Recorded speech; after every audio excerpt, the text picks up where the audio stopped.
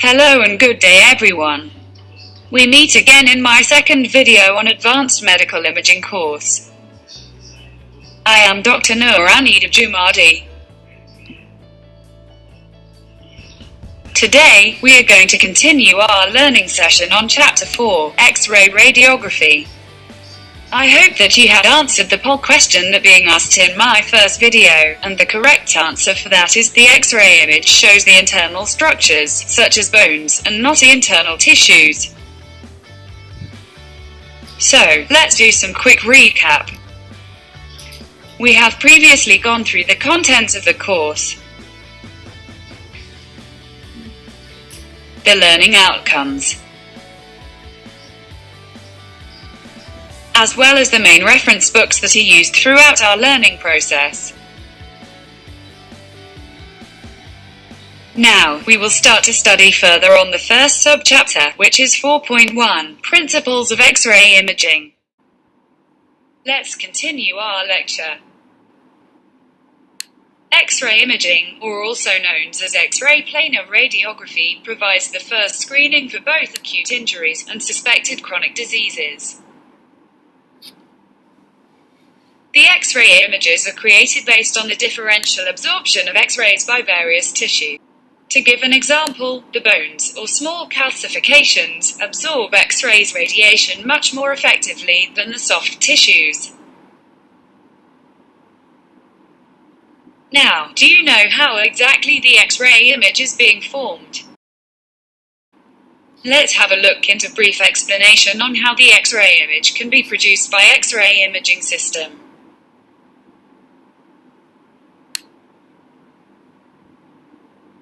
Figure 1 illustrates the basic setup of X-ray planar radiography. It can be seen that the X-rays beam, which are generated from the source known as X-ray tube, are collimated towards the patient. Once it passes through the patient, this X-ray beam will be detected by a solid-state flat panel detector, which is situated just below the patient's body. The detected X-ray energy is first converted into light, then into a voltage before it's finally digitized to form a digital X-ray image.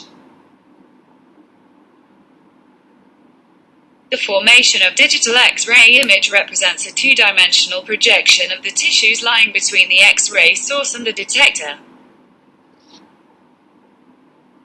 But, can you confirm with this basic setup, all X-ray beams will successfully pass through the patient's body?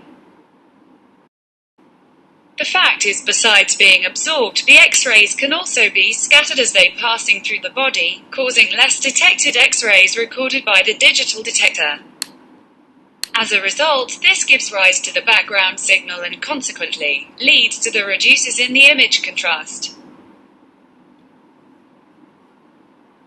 To avoid this from happen, the placement of anti-scatter grid as shown in Figure 2 can help to ensure that only X-rays that passes directly through the body from source to detector are recorded. Figure 3 shows an example of two-dimensional planar X-ray image of human chest. It can be clearly seen that there is very high contrast between chest bones and lungs tissues due to the differential absorption of X-rays. In other words, the bones can absorb higher X-rays than the lungs tissues, causing the bones to appear white in this X-ray image. On the other hand, the lungs tissues only absorb fewer X-rays, thus causing the dark area in this image. Alright, that's all from me. My next video will be discussing on the X-ray production and its interaction with the body.